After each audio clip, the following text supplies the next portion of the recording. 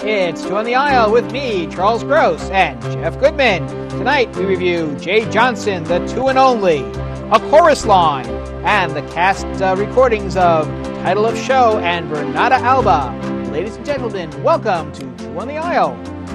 Let's talk about Jay Johnson, the Two and Only. Now, Jay Johnson, probably best known for his role as Chuck and Bob on Soap, has taken... Well, Jay Johnson was Chuck. That's Bob was played by Bob. Well, yeah, but, you know, Jay's a ventriloquist, so he was actually No, playing Bob was both. Bob. Okay. Ask Bob. Who's Bob? Well, I've actually invited Jay on the show, but I asked him to bring Squeaky, but we'll get to that a little later. Okay. This is a show where he... Is he coming on the show? Well, we'll see. Beg him right now. Jay, come on the show. We'll be the four and only then. And well, with me, maybe the five. Jay not only does his ventriloquist act with Bob and with various other partners, but he also gives us a history of ventriloquism. Mm-hmm. And here we learn how Jay personally became a ventriloquist, how he got his first real partner, who was Squeaky, and how he had to abandon Squeaky for Bob when Soap came along because, well, apparently the creators of Soap thought that poor Squeaky just wasn't... mean enough. Right, for the... Squeaky was too nice. For the role. But in addition, he makes a tennis ball talk. He has this bird called, I think it's called Nevernor, a raven, who will... I'm sorry, a vulture. And at one point, he takes a slate and just draws on it. That was the most brilliant part of the show. And it starts talking to him. Mm-hmm. It was absolutely brilliant. That was brilliant. But anyway, let me tell you what I thought of the show. Okay, tell me what you thought of the show. While Gloria looks for the tape. I thought it was good, but I thought it had problems. It was 3 different shows. Okay. There was the history of ventriloquism was like sitting through Ventriloquism 101 in college, and that was a problem. Okay. Because they taught ventriloquism at your college? Yeah, as a matter of fact, they did. Okay. Good school. SUNY Binghamton, you gotta love it. Go. Love it or leave it. Okay. So that was the first part, and that was kind of dry. Mm-hmm. The second part was when he talks about his personal experience, which became more of the Elaine Stritch kind of one person show. Mm-hmm. You know what I mean? Mm-hmm. That was great. That really touched my heart, and it was wonderful. And the third part is when he did his acts. Mm-hmm. Now, some of the characters I liked, some of the characters I didn't like. Some I thought were boring, some I thought were, the jokes were bad.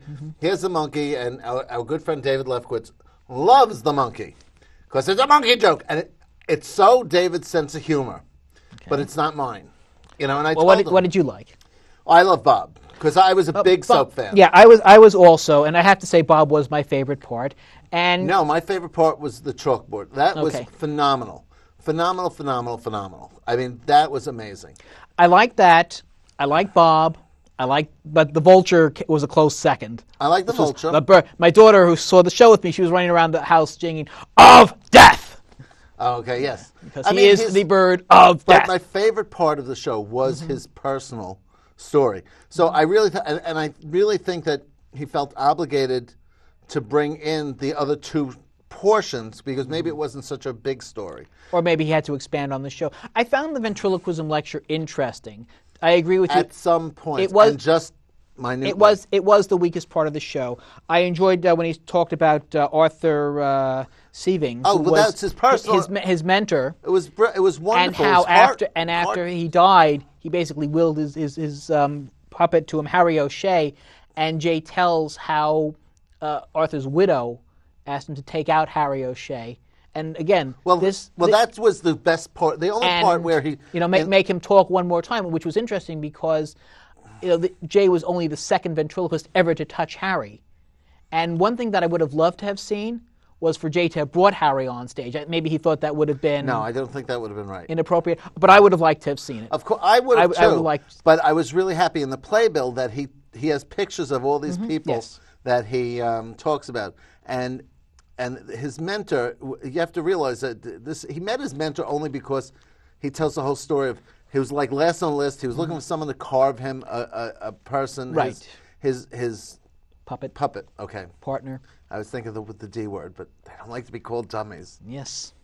But and I just thought it was very touching that he found this older gentleman who wasn't doing it, and he did one last carving, and it was and that was Squeaky. And then there's the irony that just as he hit it big, he had to break up with Squeaky, and he actually recreates this. He takes Squeaky out and says, "Listen, Squeaky, you're not right for it." That was a touching moment. It really was a great touching moment because it shows his relationship with the puppet because.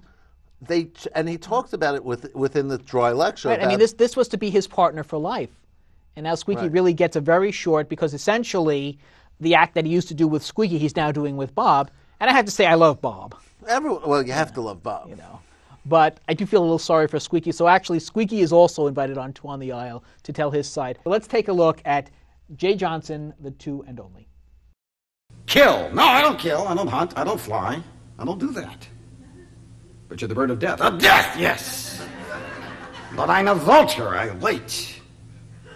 Wait, I wait. I watch it. I wait. When it dies, lunch.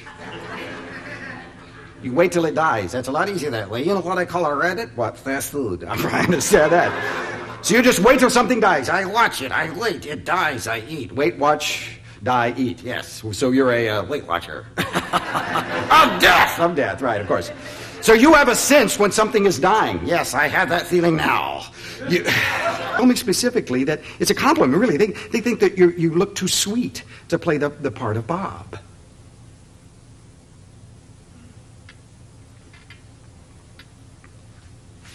Well, get a f***ing chisel. Come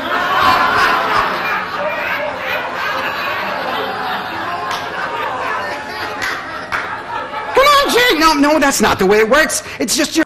I said, you understand what I said? I don't understand what you're saying. You don't know what I'm saying that you don't know how to say, so you don't know how to answer. Do you understand that? Uh-huh. I did not. Yes, you did. Look, what you can do it. What you can do it. What you can do it. You can't do it. You cannot talk or treat all the analogies the worst kind of trick I did a scene and I'm like, I'm not going to try to do it. Don't waste my time trying to teach you how to do it. The fact is, sounded wrong here.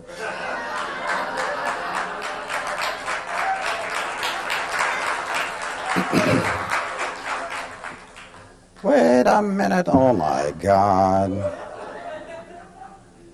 What happened? I don't know. I was doing hello, hello, and I got stuck like this. That's my voice. That's 9. Okay. Well, it seems like your nice, friendly puppet had to get edited for New Jersey.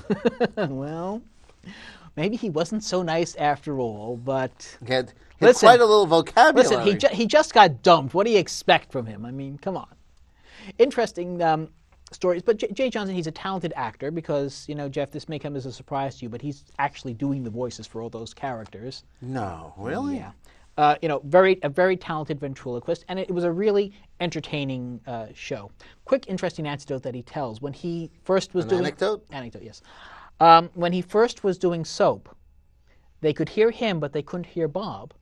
And it turned out the reason was every time Bob talked, the sound man was moving the microphone over to Bob and not to Jay. That's one of those the stories that he tells in his life stories that makes it so interesting. But something interestingly, about 60 years prior to that, you remember Paul Winchell? Yes. He was doing television for the first time, and the first 2 times he tried to go on television, the exact same thing happened to him. You'd think the sound guy would have learned. You'd think.